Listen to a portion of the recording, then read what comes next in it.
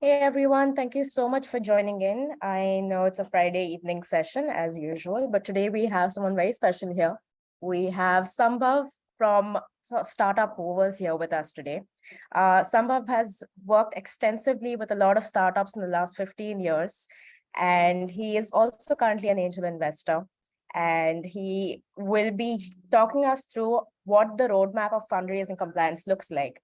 Now, I know that all of us here in the Rise community are all looking to raise funds for our individual startups, and we're looking to understand what that process is, what are the different sources, what are the different instruments, what are the different kind of steps and compliances that we have to keep in mind when we're going through this fundraising process. And that's exactly what Sambhav is here to explain to us today. So please welcome Sambhav. And if you have any questions, you can put them up in the chat. And at the end, we will tackle all of those questions. Does that sound good, Sambhav? Thank you, Sharon. That sounds good. Amazing. I will be recording this session, so I will share a recording of this at a later point as well. But for now, everyone, welcome. And Sambhav, the stage is yours. Thank you, Sharon. I have just shared my screen. Can someone just confirm? Is it visible? Yes, we can see it. Thank you. Okay, thank you everyone for joining, and thank you Razorpay Rize team especially for arranging this. It's always good to come back to the ecosystem for such sessions. It's not just about knowledge sharing. I would say it's more about mutual learning from the founders and getting to know real-time problems that the ecosystem face and trying to gauge through them. We have a very limited time today, and we have a C to go through. So topic for today for us is fundraise compliance demystified, founders roadmap. Basically, we'll be talking about not just fundraise as fundraise in terms of founders mindset, but what happens post you have a soft commitment from an investor. Our primary focus will be in that area. And then how from that point of time where you've done the soft commitment to the time that you have money in your bank account, how does the roadmap look like? What are the compliances to be done? What things we should be careful about? What happens during non-compliance? We'll try cover up the holistic viewpoint, and we'll keep sufficient time in the end to exchange questions with each other and find the right solutions to this. So as we talked about, two upper topics for today are compliance and procedures for fundraising for startups. What are the critical requirements and what kind of professional support you need? It's not just one professional that you will be in need of. There will be different subject matter experts that will be needing to close a formal round. We'll talk about it. And then how having a single point of contact or having somebody who has a holistic knowledge of a round closure helps to close the round faster. And we'll also touch upon as an early stage founder who's trying to raise funds for the first time, how from a compliance perspective you can be fundraise ready so as to do the call for money faster and ensure that you are not facing those bottlenecks which usually are faced by founders in hindsight because finance or legality have not been given the right priority as it should have been given along with other things. So funding is key for any startup. Of course, there could be bootstrap startups, there could be self-sufficient startups, but we know the ecosystem that we are trying to be a part of. Funding is very, very important, not just to start, but also at a later stage to expand horizon of product and resources. In that array, pitching for that investment is one thing, getting the deal is one thing, but managing that legal and compliance framework so as to be risk averse and manage that fund and protect that fund from all risk is another important aspect that most of the founders find complicated, specifically in an Indian jurisdiction, which has a lot of regulatory requirements. And it is pervasive for companies and co-founders raising capital to be aware of such compliances because you don't want to give a lot of time as a founder in these micro level issues later on. And you want to focus on the business once your fund raise is done or your call for money is done. Post that, spending time in these regulatory matters will not only shift your focus from the core, but will also slow down the growth. What are the activities involved? Like we talked about, there are plethora of professionals that you will need to close around. So we'll just touch base upon how many kind of different people you will be talking to or your team will be talking to when you are trying to raise funds. First and foremost is legalities and the frameworks, where you'll need a lawyer or a law firm to assist you in preparing certain set of documentation so as to formalize your arrangement and negotiations that are going on with your investors. Not only that, even prior to, we'll talk about certain things that are kind of a white space within our startup ecosystem, where even prior to fundraise, you will need a little bit of legal support to build your framework, get your house in control. And then when you approach negotiations on the deal, it gives a better impression. So the first and the foremost is you need a person who has a corporate law experience and can guide you to prepare documentations like term sheets, shareholders agreement, co-founders agreement, employers agreement, and all sorts of those things, which can give you a impetus to start the process of a formal round. Post that, once you've done it, once you've signed your term sheet, you are moving into SHA, which is shareholders agreement. You will need a secretarial team or a company secretary to do the secretarial filings to ROC, Registrar of Companies, so as to comply with the Companies Act, right? And in that process, there is a requirement of valuation. So the valuation is a subset requirement of a secretarial compliance. So while doing the secretarial compliance, you will need a valuation report for your company, depending upon the instrument that you are using. And even within that valuation, the regulations are multifold. So one act has one kind of regulatory requirement. We'll touch base upon that part as well. And along with that one report, there could be requirement of multiple report in terms of having same valuation, because there are different statutes getting into picture. Then if you're raising funds from a foreigner or an NRI, somebody from outside India, you will need somebody who has an expertise in FEMA compliance and can deal with the RBI compliance framework, which is again bifurcated into two: automatic route and approval route. But you need to have somebody who has an experience in the FEMA guidelines. And this person can be your lawyer or a company secretary or the valuer or a chartered accountant. But as I said, the skill set required here is being aware of how the FEMA laws are currently working. And then finally, you will go through a audit process or a diligence process, which will be legal, business, and financial due diligence, where again, you will need somebody who has a skill set to maneuver that. If I'm talking about founders side, you will need somebody to help you maneuver that queries that will come up from the firm who's doing that DD, and ensuring that all the queries are answered diligently. Even if something is not right, how we'll set it right in future. What are the bottlenecks that have been identified, how we are addressing to them. That's from the founder's side, somebody to respond to that if the founder does not have that skill set. Similarly, from an investor side, there could be firms that will represent investor to do your diligence, all three of them: legal, financial, business. And once those diligence exercises are done, there are outcomes which become part of the previous 4 line items that we've talked about. Maybe they will become a part of your shareholders agreement, those observations. So what we are trying to gauge here is, it's not just that the fundraise is about negotiating with the investor and just getting the money. There's a lot of activity involved post you've done the negotiations or the soft commitment with the investors. Just touching upon the first activity we talked about a legal team in picture, which will prepare your term sheets, shareholders agreement, share subscription agreements, co-founders agreements, and some sort of other legalities that will make the base framework of your whole deal. The term sheet is primarily your first document, which is your prelude to your shareholders agreement, where you are kind of agreeing to certain basic terms and conditions and understanding of the rights and obligations at both ends, founders and investors, and create a balanced approach when you are trying to raise funds and agree on those basic terminologies.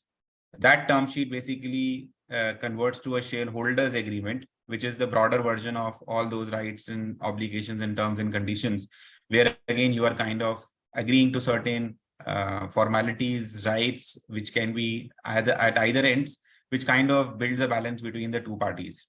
The purpose of the agreement is primarily to protect the interests of the shareholders. But as I said, when the agreements are made, there's a negotiations from both ends, so that the provisions of the SHA are balanced from both sides. For an example, there could be certain activities that will kind of prohibit the founders, or they will ask the provisions will ask the founders to seek permissions from the shareholders in order to do that activity. Now, there could be certain limitations to it in terms of volume, what size of the transaction will need to go to shareholders, and what kind of transactions founders can take a call on. How many number of shares shareholders want the founders to have a free will to distribute even after the investment. Some sort of those things get agreed on. There are tag along, drag along rights. What happens in case of exits or in case of acquisitions? What happens in case an exit is not provided after a certain period of time. So all those provisions are kind of drafted early on in the shareholders agreement, which is where people at early stage kind of wants to use the templatized approach and kind of be frugal on that front. But I've always stressed that legal and finance, especially early on, is not an expense. It's primarily your investment going in, and it's kind of a risk protection that goes in for a future. And then finally, biggest missing point today, and one of the highest reasons of failures in the startup ecosystem, we always think that it could be funding, it could be investor conflict, but a little practical experience in the last 10 years have given me a lot of insights in some failed startups which were doing pretty well, but they failed because of co-founder conflicts. The co-founder did not agree on something later on, and a very good company that was going on a pretty solid idea, good funding raised, did not proceed because there was a co-founder conflict that could not be resolved. And hence, even if you're working with a very close friend or a family member or someone, co-founders agreement becomes the essence. This is one document which is written not to be used ever. That's the best use of a co-founders agreement, because you kind of gauge down and you prepare yourself for all that is about to come, or at least create a chart which can help you maneuver those decision makings tomorrow, on which you can agree today. So co-founder agreement talks about, like you've written in the last sentence, reverse vesting, for how long the shares will vest with the founders, what kind of roles and responsibilities are to be performed, what happens in case one of the founders do not want to continue, what happens in case of non-performance of a founder, and all sorts of those things you can jot down and write down, which it at early stage could look like that's something we don't need. But as I said, we've seen a lot of use cases where the absence of the documents created a lot of issues, and the presence of the documents kind of created situations when it was never used. So that's one white space we'll stress on for and recommend founders to solve for, even if they are not trying to raise funds. Just verifying, am I audible properly? Yes, clearly. Yes, clearly. Perfect. So there are a lot of questions coming. So Cheryl, maybe if you can stop me in between if there is something on the technical side, but I'll take up the questions in the end in any case. Sure. So moving on, we've closed the first stage. So we will just say mimic around. As a founder, I have signed a term sheet with an investor, which I know will convert to shareholders agreement. Those negotiations are going on. And post that exercise, we'll go into certain things which will be recommended by the professional. First being Startup India registration in itself, which is very beneficial if you're raising funds from an Indian investor. Startup India started in around 2016 as a formal policy, which kind of gave recognition to startups. So it's a 3-stage process. The first process is a CEO Moto process. You can go and apply on the website. There are a few basic documentation that is asked for. And after that submission, you're given a unique identification number, in which you are recognized as a startup, which is say about 90,000 such number. I could be 10% here and there within the Indian context. Then comes the stage 2, which is angel tax exemption. So when the policy came out, one of the biggest problems that started coming was income tax department started questioning the valuations on which the rounds were being raised. And in all those assessments, they started adding income to these startups, saying that they do not agree to the valuation that has been done. A lot of cases were open, a lot of assessments were open, and then there was a very, very solid representation by the Indian startup ecosystem, where the step 2 of the registration came out, which is what they called as angel tax exemption. So when you're done with the first step, you file a form called Form 2. And basically that gives you a protection that if you're raising money from Indian angel, of course, there are terms in that angel definition also, or who qualifies to be an angel. And if you're doing that, and if you have the Startup India registration, income tax department won't ask the valuations, right? So that's the second step, which is say about 25,000 startups plus minus 20%. I don't have exact number right now. And then comes the third step, which is the tax benefit that we talk about. 3 years out of 10 years, you will have no taxation.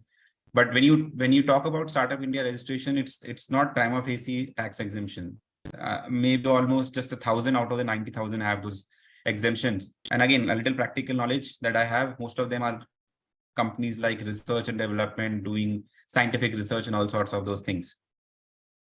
We've yet to come across a very generic business that has been given a Startup India registration as a tax benefit because it is done by an interministerial board. So that's why those numbers are very, very less. And that's the third stage. So when you talk about Startup India, tax exemption is not the only thing we talk about. The first two steps are also very important because even the first steps gives you benefits like you will have a reduced IP registration fee. You will have eligibility for certain debt loans from banks. There are certain labor law benefits that are coming along with the Startup India registrations. So why Startup India registration as a prelude? Because this will dilute a little bit of our valuation requirements, which is our next stage. So we've done the term sheet, our SHA is getting built up, and we've been recommended that please take the Startup India registration. That will help you not only on other things, but also on the valuation bit of it. Why? One benefit we've already talked about, income tax will at least give you some relief. Second, we'll just come to it. There are within the valuation requirements, there are three laws that we need to comply: Companies Act, Income Tax Act, and the FEMA. Now we've seen, we work with a lot of startups that are going out of India. We work with a lot of startups that are coming into India. So if we talk about Singapore, US, Dubai, if your money is coming into bank account, no questions asked. We've never done the valuation. And that's how open the systems are. But when it comes about Indian jurisdiction, you will be asked a lot of questions if the money is coming in and going out of India. And that's where within Companies Act, there is a section that says that report needs to come from a registered valuer. So 10 years back, we will say that chartered accountant was sufficient enough to issue the report. Now there's another specialization that you need to be a registered valuer to give that report, which is what the Companies Act needs. When we come to Income Tax Act, they talk about merchant banker, that they don't talk about registered valuer. And then we come to when FEMA regulation, they also talk about a CA in 10-year practice or a registered merchant one banker. So primarily you will need two sets of reports to kind of gauge to kind of comply to the valuation requirements within these statutes. Now, when you take a Startup India registration, we are of the viewpoint that in those cases, if you're raising money from Indian investors, a registered valuer report is sufficient. You don't need a merchant banker report. But in any case, if you're raising funds from a foreigner or an NRI, then a merchant banker report was needed. Recently, there has been some changes in section 56, which income tax, which talks about these valuation requirements, where earlier the non-residents were not included, but now they have also been included. So what we feel is, if you have the Startup India registration, one set of report, which is registered valuer, is still needed. The merchant banker report might still not be needed if you have a Startup India registration, but as a safety protocol or as a fully compliant protocol, we kind of recommend to founders, management, that if you have a non-resident investor, please also have a merchant banker report in place. Though both the reports might give the same numbers, it's just that the statutory requirements ask us to have two sets of reports. Now, when you do the valuation requirement, ideally, these are the steps, but I'll kindly focus on the last line, which is in the brackets. It works in the reverse direction. So the right way to do it would be, you will have a projections of your company, profit and loss that you would have built for 5 years as founder. You will study the industry in which the organization operates. You will analyze the projection, business plan. We'll discuss with management and gather clarity around the whole ecosystem. Then we'll work around with what is called as DCF method of valuation, which has certain assumptions that we need to take. One of them is risk-free rate. There are multiples that will need to be evaluated. And then we finally come to a conclusion. The right step would be to do this with the valuer and then approach an investor.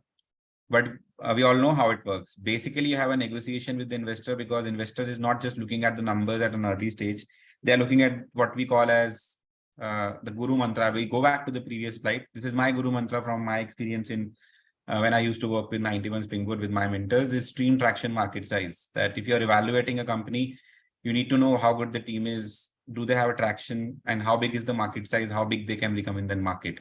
And certain multiples work around this approach, which is giving us an evaluation to look at. So primarily in early stage, you are more concerned about dilution versus actual valuation in terms of what kind of funds are coming in. And you're also more concerned about how much funds we need to reach to what stage.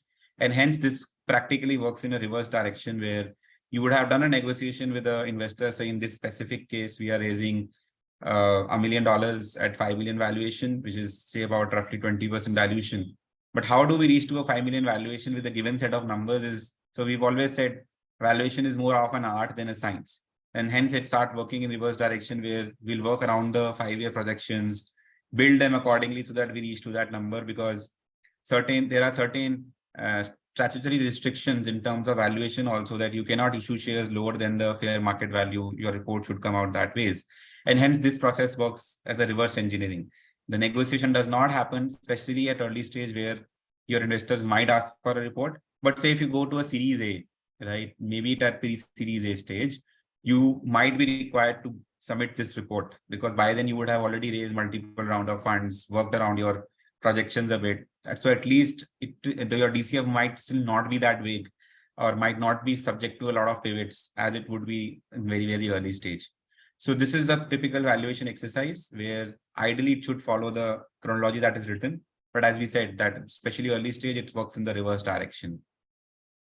Good practice here would be that as a founder, at least have your 3 to 5 year projections built out, and your assumptions should be solid, right? Even if you don't know how the projections are built, the assumptions are very important. So whenever I am personally doing an exercise on valuation or building projections with founders, I always stress that the assumptions should come from them. So when we do those meetings along, the first sheet that I'm requesting from them is crystal clear assumption sheets, whether they know the business or not. If they know it, then building projections is not that a difficult task.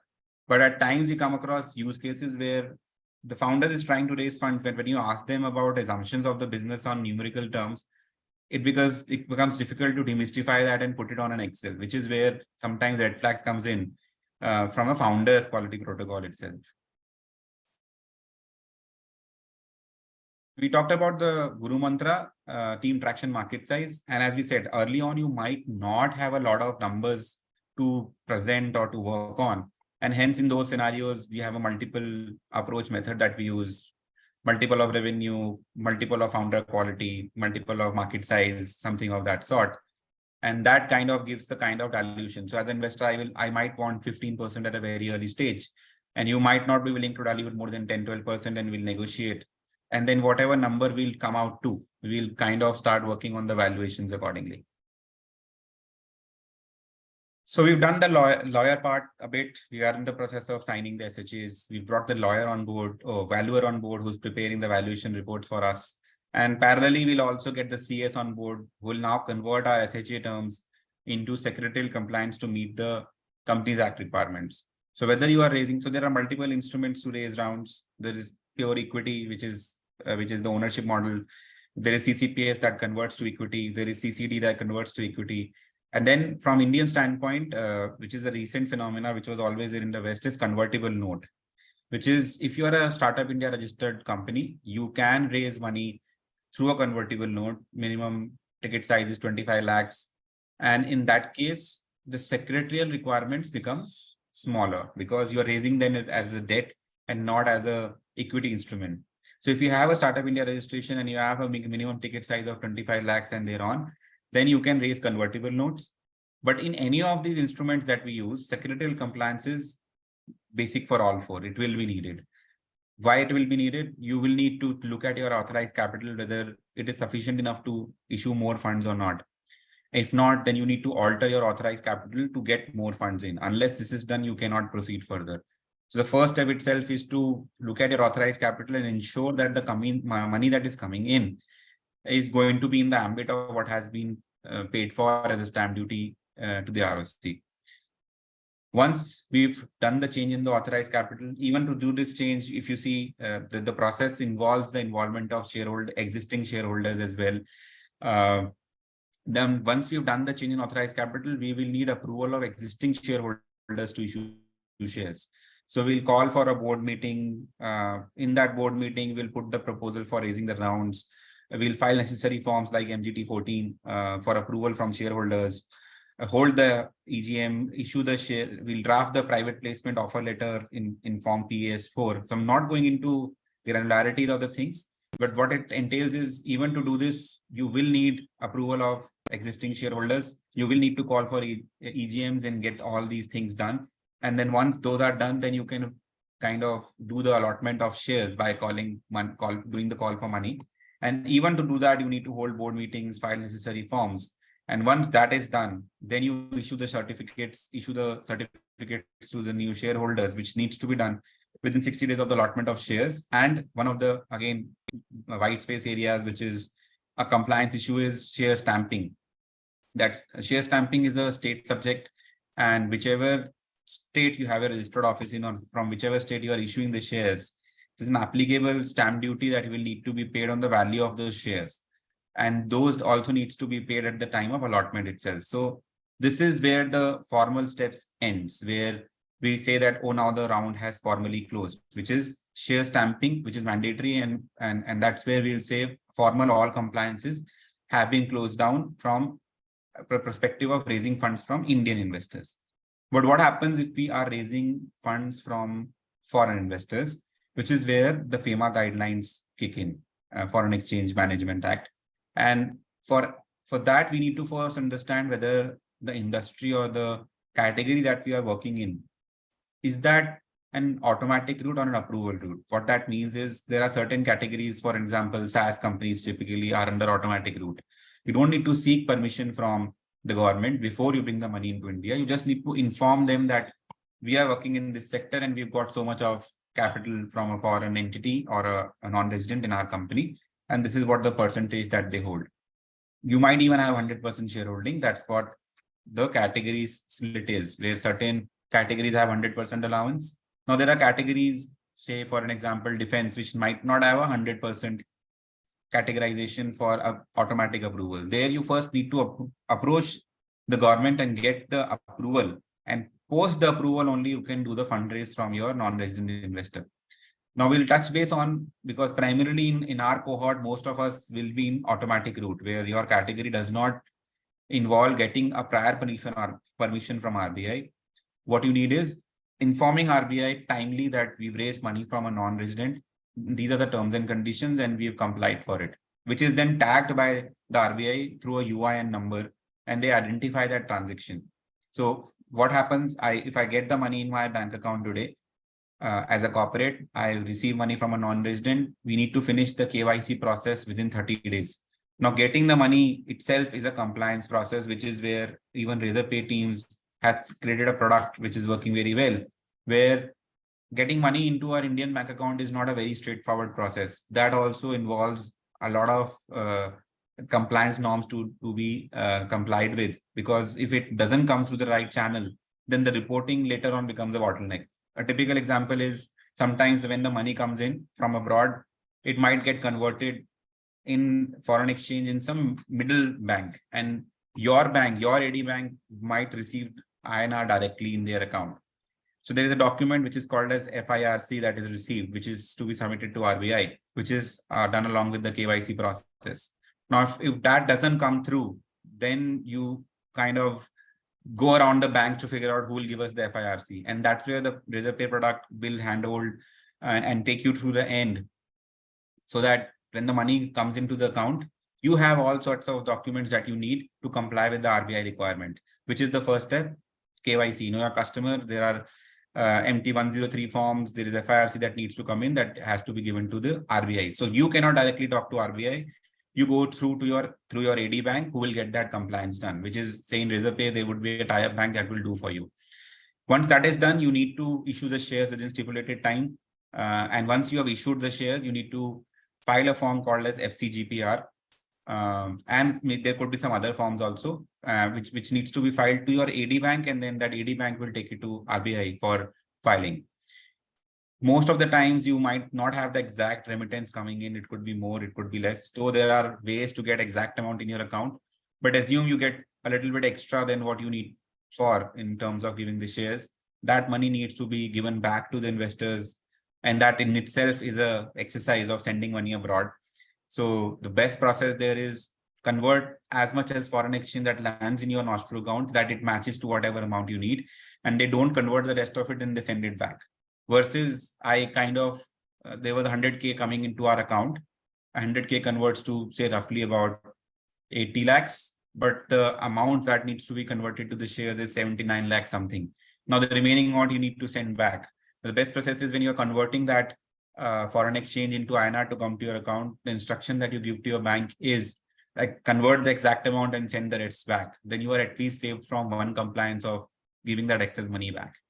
And in all these process, there will be a UIN number that will be generated by RBI, which is unique identification number, which will be tagged in the whole life cycle of that transaction till the time that money goes out through an exit. While doing that, you will get covered in some more RBI compliances to be done annually. Say there's an RBI compliance called FLA, foreign liabilities and assets. I mean, it's a form which kind of talks about how much of shareholding foreigners have in your company, and you need to report it year on year. So RBI compliance becomes a critical exercise as well. Now, during this process, early stage, we do not see a very stringent, especially at seed stage, we do not see a very strict diligence activity happening because there is not a lot of data to look at. But say an organization 1 year into operations has one round, small round that is closed, already doing some traction, 3 co-founders. Now, people want to protect their money before they invest in. And hence, we talked about diligence, due diligence.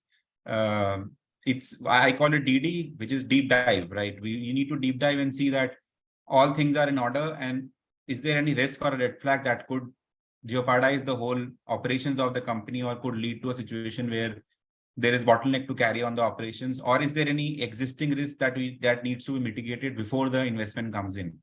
So there are 3 DDs: business, legal, finance. Business is primarily from the investor side, who looks at the industry parameters, what they are investing in, what kind of returns can come in, all sorts of those things. Second is legal due diligence, which will talk about framework, your legal documentation, your agreement with employees, vendors, customers, and all sorts of those things. What kind of guarantee risks exist? What kind of service risk exist? What kind of legal risk is there which needs to be mitigated? How will you mitigate it? Whether the right kind of insurances are there or not, something of that sort. And then finally, financial and secretarial DD, which talks about whether bookkeeping and accounting is in place, tax regulations are complied for, is proper reporting mechanism there or not? Is the team commensurate with the size of the organization? What kind of non-compliances exist? How can they be fixed? Is there a red flag that cannot be fixed and should be a part of the CP? Is there a red flag that can turn off the deal itself? Is there a red flag that should become a part of a CP of the shareholders agreement? CP is being condition precedent. Anything that needs to be finished before the call for money can be done. So a typical outcome of a FDD exercise or an LDD exercise is either it gets solved for during the DD, or if it is taking time, it becomes a part of the SHA that it needs to be finished in since certain period of time. And then the call for money can happen, or it could be a low risk category thing, which can come down as a CS, which is condition subsequent, that they'll give the money, but that still needs to be solved for within the company. The typical struggle that founder faces during a diligence exercise is time, right? At that point of time, you're focusing on business, and now you're also trying to raise fund. That is also critical. But when you're doing the DD and you do not have a strong support system or internal financial system that can address to the queries that are coming in, you as founder kind of give a lot of time to this. And then that takes your focus away from the business, which is where the balance needs to come in, and you need to be prepared for this exercise by having the right set of people, or by having the right set of skills, or you being personally as one of the founders being top of everything. That kind of will give you a comfort. Otherwise, if you are kind of in a dark when this exercise starts, then a lot of your focus will divert from business to a DD side. Are you ready for a fundraise? Some questions are there on the screen. There are a lot of other questions that we can discuss. But some of the primary concerns that even as a services company, we've tried to think about raising funds for almost 4 times now, but we've never raised fund. We've leveraged debt because we've always asked these questions. Why are we raising funds for? What are we raising funds for? When are we going to raise funds, and how are we raising funds? What's our core motto? I mean, does our business need that kind of a funding support right now? What for is where we will be deploying those funds. So if I'm raising X amount, how will I divide that amount? Which direction it will go into? What kind of ROI will come from that expense? When should we raise the fund? Is it the right time? Should we be bootstrapped and go along a little bit more so that we dilute ourselves lesser? or we become self-sustained in 1 to 2 years. We might not need a fundraise. We can leverage debt and then grow from there on. And then even if we have to raise funds, what's the best method? Should we find a financer financing us? Should we find an angel who will support us?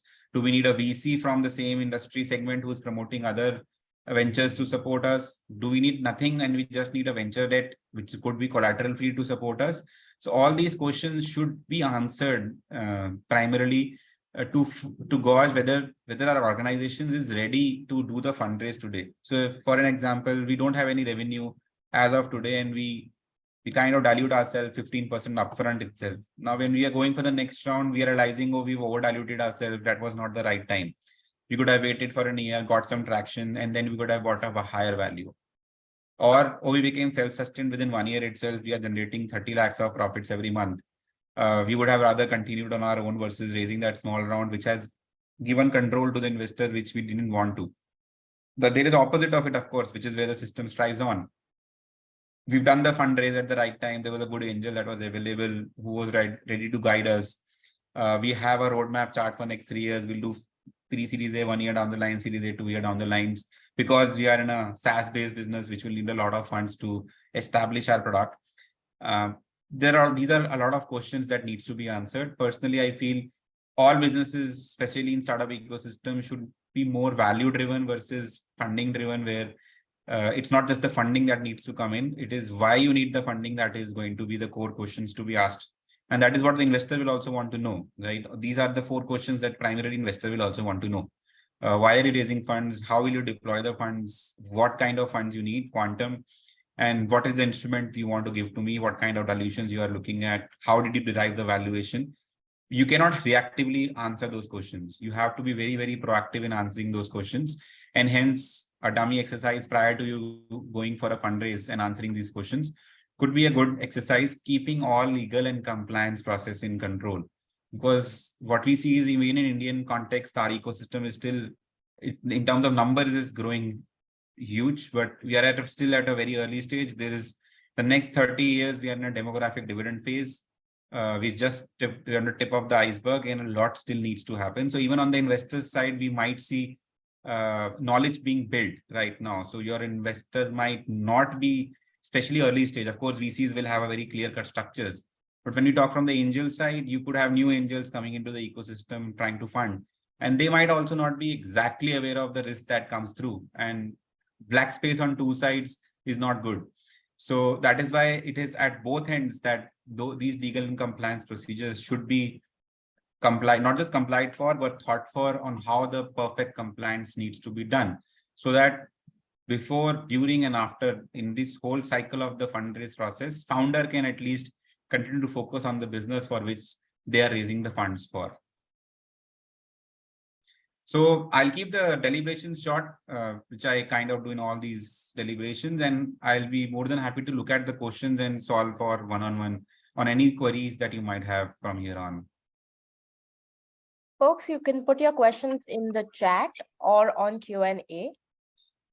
If Sambhav is okay with it, you can unmute yourself and ask him your questions directly. Okay, Sachin has raised his hand. Sachin, do you want to unmute? Okay, awesome. Yeah. Hey, Sambhav. So very nice session and very informative. One question I wanted to ask about the shareholding between the co-founders. So my co-founder joined a little late. Initially, he was working as a consultant, and by the time he actually joined as a co-founder, the company was already incorporated. So the shareholding between both of us is initially different, and now what we have to do is something different, but we have not completely closed it now. Now we are planning to go for the fundraise. So should we first redistribute the equity, or can we do it during the fundraise itself? And I'll add one more element to it, which is where a lot of startups struggle. So today, say you are 2 co-founders, you raise the funds. Now there is a 3rd co-founder coming at even after that stage, right? So let's cover the whole aspect. Very good question. So one part is, which is what I talked about, the co-founders agreement. This is exactly what it will solve for. Like if you are getting a co-founder today, after some things have been done, it's important to have a written understanding on how you reach to that number. So supposing you reach to 70-30, why it is not 50-50 and 70-30 should be answered in written today. Because tomorrow what will happen is if it is not answered, then it is bound to create questions why it was 70-30, I have added more value. How you both are going to add value, what kind of functions you are going to perform, that is very critical. It cannot be a vague number today. You cannot keep it vague that aaj 50-50 kar lete hain and then tomorrow we'll see what we'll do. You should keep it flexible, but with an understanding of how that flexibility will work, how you will measure it, so that it's data driven versus emotion driven. And you can do it through a share transfer process. An SH4 document is executed. The best part is if you have not done any valuation today, you can do it at what is called at net asset value, which is the base value of a company. It's say 10 rupees, 20 rupees. We'll have to look at the financials, and the tax obligations or tax complications are going to be minimum. So that's how you can, instead of issuing new shares, you can do a secondary transfer from your existing shares to the new co-founder. Does that answer your question? Yeah. It is. Thank you. Okay, awesome. The next person to ask the question is Atanu. I'm going to quickly just, yeah. Hey, Sambhav, thanks for the session. Very helpful and very informative. I have one question regarding the valuation. So as you mentioned, let's assume that we are expecting to, raise a fund by end of this year, let's assume, and anticipating that like, a month or a couple of months before we start doing an internal evaluation for the valuation of the company. Now, if the fundraising does not happen and in between, let's say, we take another 6 months to do the, fundraising and we have some traction in between, should we do another valuation or the previous valuation should continue? Like, what is the validity of a valuation? How should we look at it? 6 months is what we say in a compliance framework. A 6 months valuation is good enough. So if it is within 6 months, go ahead. If it is not, you can get another report where the date will change, right? That's not a big process. The major process is agreeing on the assumptions and what the valuer has done in terms of risk-free rate, beta, whatever they have done. Once it's done and the business parameters have not changed, it is only about changing the date, which can easily be done. Another report will be issued with a revised date, and that report can be used. So to answer from compliance perspective, yes, you need another report. But the way to do it is if you are not closing the round, don't take a signed report, take a draft report, work around with that. And then once your round closes or a SHA is closed, then get a formal report from the value. Understood. And in between these two reports, if let's assume this parameter has changed, then would you suggest to do another valuation, right? Absolutely. Yes, 100%. So you might be willing to raise funds at X valuation today. In 6 months, that valuation, of course, might go up if you have traction. So your parameters are about to change and the new report will be issued. Understood. And one last follow-up question regarding the valuation. You mentioned that there are different valuers, right? So, registered valuer and, the merchant banker. So what if the valuation differs in these two parties? Does that happen? You have to go back to the last line I said. It works on the reverse order, right? So okay, you give the valuation, and so it's an impractical route, but that's what it is today in the ecosystem. You have to reach to that number because compliance is asking you to do it. Understood. So we give the number and they basically. It could be a case. So I represent you as a valuer, and then investor gets one more valuer. Okay. And those two valuations could be different because they might take certain different beta or other assumptions in their report, and I might take certain different report. But if you're talking about from compliance perspective, both have to be same, and that's the basic approach to solve for it. Understood. So the approach we should take is that we should calculate a number and, valuers will reach up to that number rather than putting their own assumption. That's how practically it happens in the ecosystem. Understood. That's very helpful. Thanks a lot. Okay, we have one question. Abhimanyu, just give me 1 second. I'll complete this question and then we'll come to you. So the question is that we are two founders, but one is full-time and one is still doing a full-time job and supporting part-time. He is waiting for some more time before he joins the company, and the company is already registered. So when he does join, is there any need of buying shares or can he transfer shares? So can you just repeat the question? So what I understood is there is somebody who's working part-time and he will join the company later on, right? That's what the question is. Yeah, so of course, a secondary transfer can be done from existing co-founders to an incoming co-founder. There could be a case that it might practically not be possible. Then we can look at ESOP. If the ESOPs are also not trying to solve for it, we can look at additional allotment of shares. So there are multiple ways to solve for it. Okay, got it. Abhimanyu, you can carry on. Yeah, thank you for doing this, Sambhav. We are planning to hit the road, raise funds, and because we have got no formal documentation or legal framework in place, what is the most time-consuming thing out of what you have said? So you had mentioned co-founders agreement or shareholders founders agreement. That's an internal document, right? Other than that, do you recommend getting something done or getting in touch with a lawyer or somebody before you fundraise, or do you recommend doing it during the race round is being raised? It's a brilliant question. I think the rest of the compliance will be straightforward because it's a productified thing. One thing that takes a lot of time is negotiation on the SHA itself. You might agree to certain rights, you might not agree to certain rights. You will have your set of lawyers. So what do you need in your SHA? You should have a clear insight, and not as a reactive approach, but as a proactive approach, and that takes time, right? So if you're prepared for it, then it will take a little less time in negotiation. If you're reacting to the terms that are coming from investors' side, of course, the negotiations will take a lot of time. So practically speaking, the closure of the SHA takes the maximum time.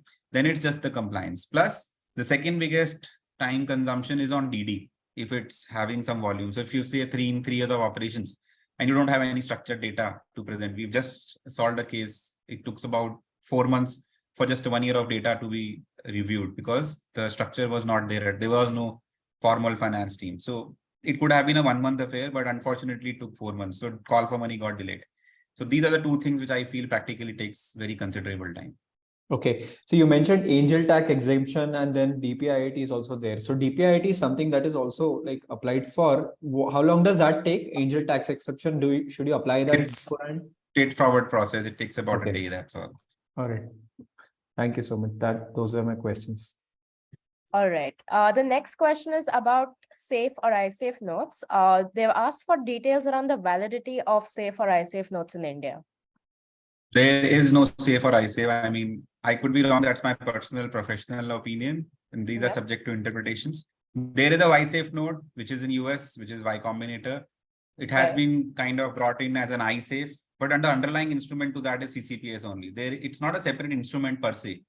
It's a templatized version of an agreement, but the instrument that is used in that iSafe could be CCPS or CCD. So we're not talking about any other instrument. The instrument still remains the same. We're talking about a template that is being used as a part of the agreement or the SHA that needs to be signed. So in Indian context, my personal opinion says that there is no instrument as such as SAFE or iSafe. The underlying instrument to those two nomenclatures are CCD or CCPS only. It's just that some terms are kind of generalized. That's all. Okay. The next question is from Bishal. I'm going to quickly add him here. Able to do that. Bishal, you can unmute and ask a question. Can you hear me? Yes. Yes, I can. So I have just two questions. First of all is this, I have registered a private limited corporation for my startup, and I have my mother as a second managing director. Is it a red flag? Depends on what stage. I mean, seed stage, no. We understand. Angel stage, no. We understand why it is like that. Till pre-series A, it's a red flag. You don't have a co-founder. I mean, there is no team.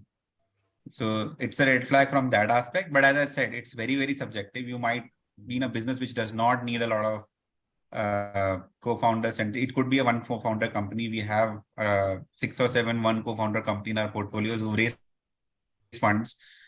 So it's not a no red flag that people will not talk or they might not be interested, but it will first signal that will go out is there is no team. The core team is not there. So from that aspect, I will say it could have a negative impact, but it's not like it's not non-negotiable. It is a negotiable thing. Okay. So at some stage you will have somebody coming in. So early stage it's okay. It's not. Yeah, so it is basically pre-seed and no money has come in it, and my mother's percentage is just 5%, just to keep it in the legal works. And my second question would be, I'm willing to get a co-founder, but I have not met someone who is like totally vested into the idea and works full time yet. So the total idea that I am building around is that if I get a co-founder, I am planning to get him in a contract of 3 years vested, 1 year cliff. Is it like legal? If you give it through ESOP, of course, it's legal. In any case, from Indian context, I'll touch upon ESOP a little bit. 1 year vesting, 1 year cliff is mandatory. You cannot give, I mean, that's what, again, my professional opinion is. It could be different, but you need to have 1 year cliff. You can give 100% after 1 year, but you can have vesting of 4 years. But supposing you don't have a ESOP, companies at this stage do not have an ESOP pool.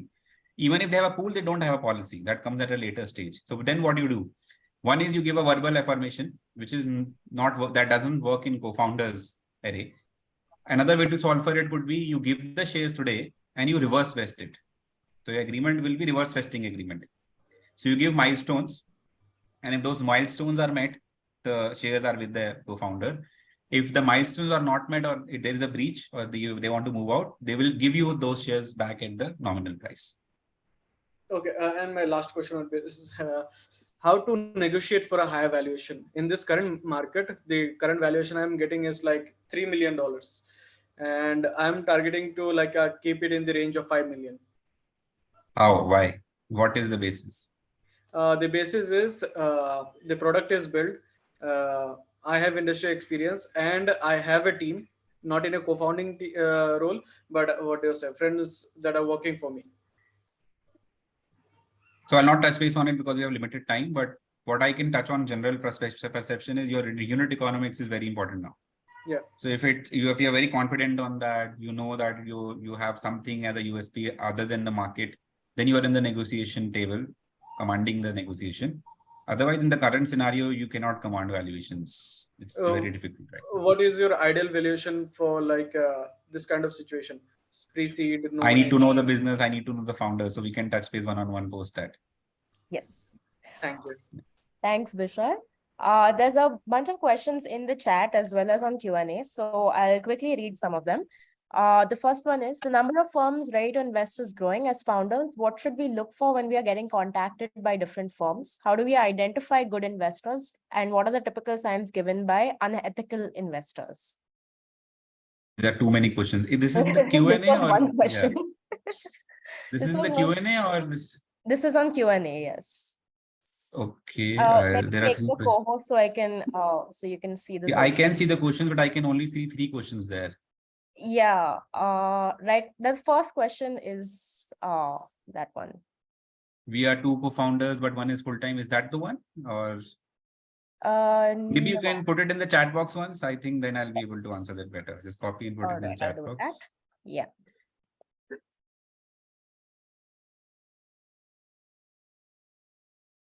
There we go.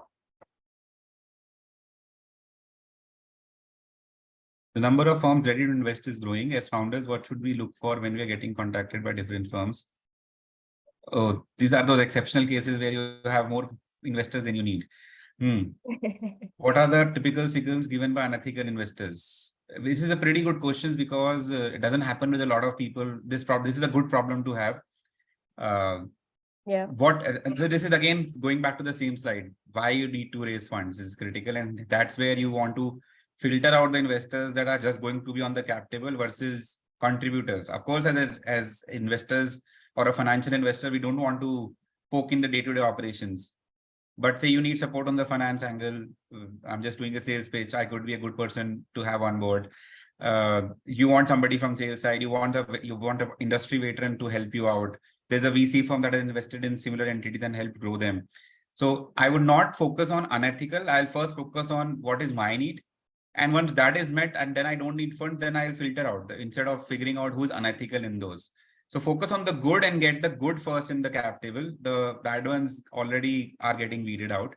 But even from that standpoint, industry feedback is very, very important. Talk to the founders who've already raised funds from such investors. Of course, from my, again, small feedback, Indian startup founder community is very, very supportive. That's why this session exists.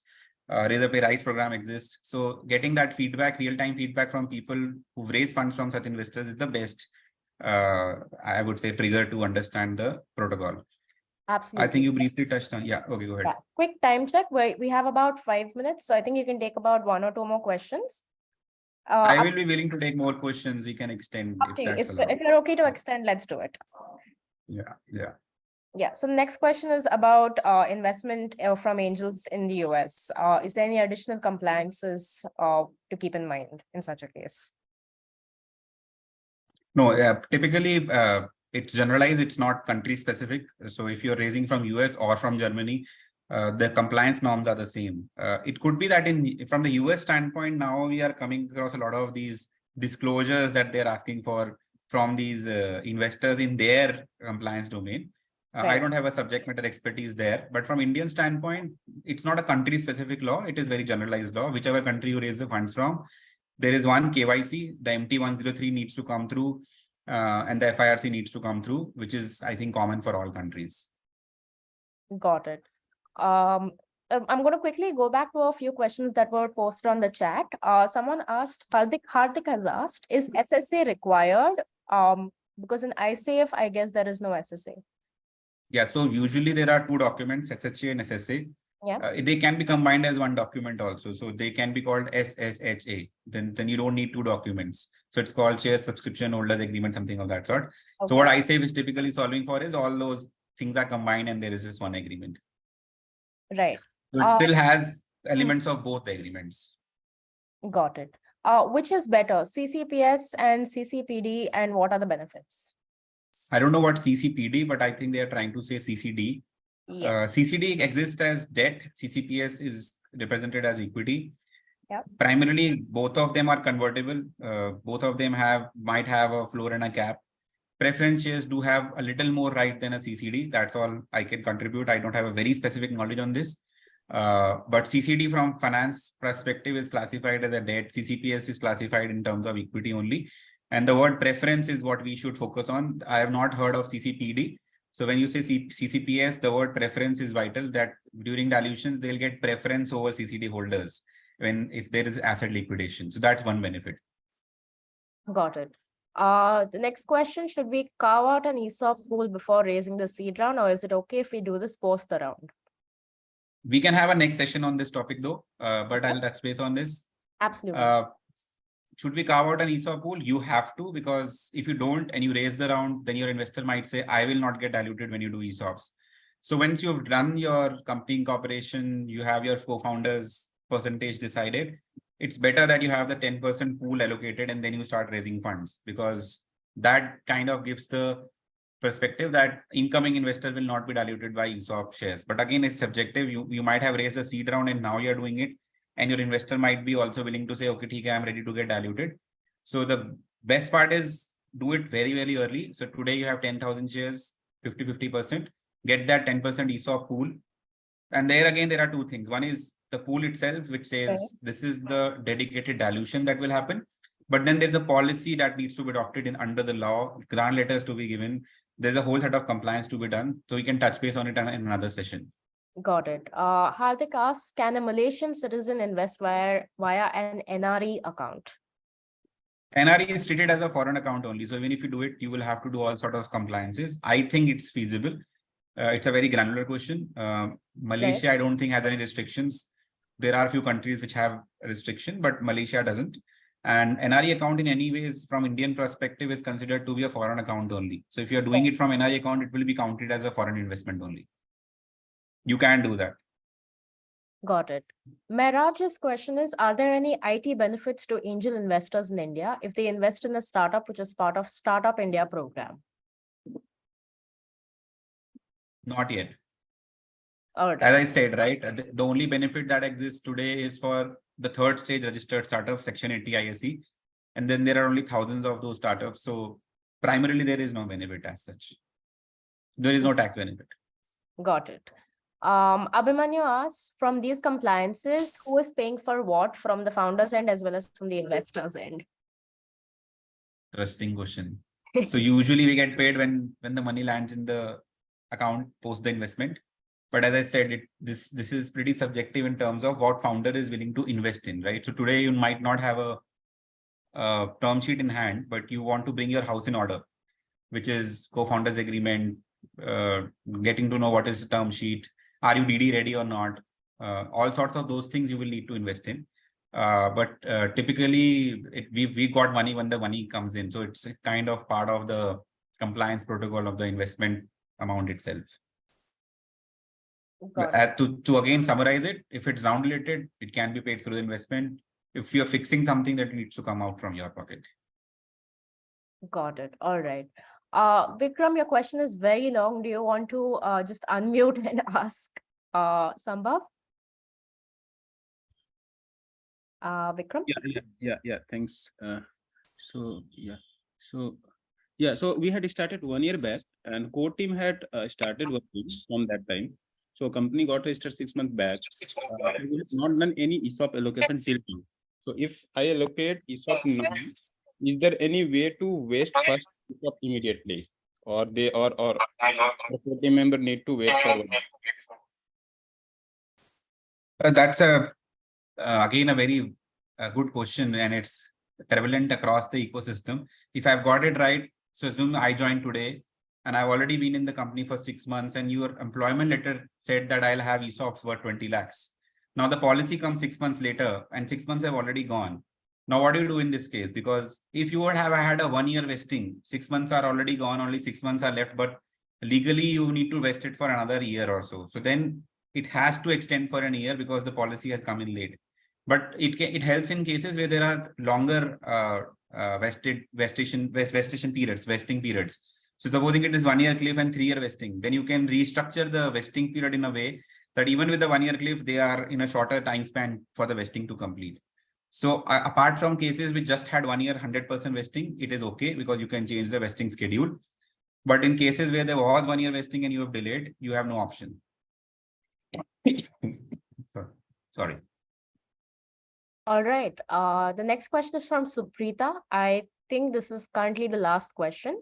What is the typical legal and compliance fee or percentage we should keep in mind for a seed round for, say, a 1-2 million raise?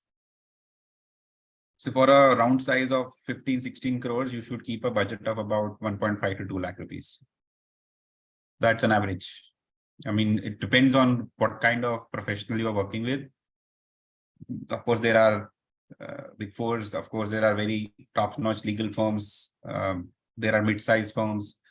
Then there are new entrants who know the law very well, might not be known in the ecosystem. So that's how the fee structure varies. Right. But work with someone who understands the ecosystem. That's what I'll say. I mean, if somebody understands the startup ecosystem, they are not going to charge you a bomb. They know where the founder exists today. They want to be a part of the growth story. So they will be able to help you out of what fee you need to pay. Perfect. Okay, awesome. So I don't see any more questions as of now. Folks, I'm going to quickly launch a poll to see how you feel about this session. But meanwhile, Sambhav, thank you so much. This has been a very enlightening session. Our entire WhatsApp group is abuzz, just waiting for your PPT. They really loved everything that you had to say. And even I learned a lot as a non-founder, as a regular employee. This was very insightful for me as well. So if I ever think of starting a startup, I am definitely coming to you with all my questions. Thank you so much for your time. And thank you everyone for joining. Please do let us know how you like this session. And yeah, we will definitely set up another one, maybe around ESOPs very soon, sometime in October, if that's all right with you. Yeah, absolutely. I'm ready for it. We would love to have you back again. Thank you so much, Sambhav. Have a great weekend, and everyone have a great weekend as well. Thank you, Razorpay team. This was again a mutual learning. We'll be waiting to come back. Thank you, Sambhav. Thank you so much.